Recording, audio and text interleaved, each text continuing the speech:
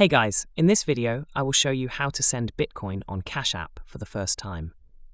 Alright, let's begin. First, open Cash App and tap on Bitcoin from the home screen.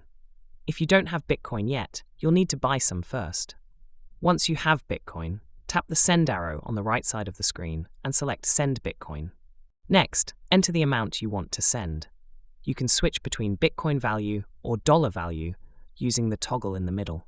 Once you've entered the amount, tap Send. Now, you'll need to enter the recipient's Bitcoin wallet address. If you already have the address copied, simply paste it into the field. After that, tap Next to proceed. You will see the order details, including the wallet you're sending to and the estimated time for the transaction. You will also have the option to choose a transaction speed. The standard option is free but takes longer, while the rush option comes with a small fee. Once you've selected your preferred option, tap Confirm and Send. Then, complete the security verification and your transaction will be initiated. So that's basically how you can send Bitcoin on Cash App for the first time. And that's it for this video. If you find this helpful, consider subscribing and giving this a big thumbs up. Thanks.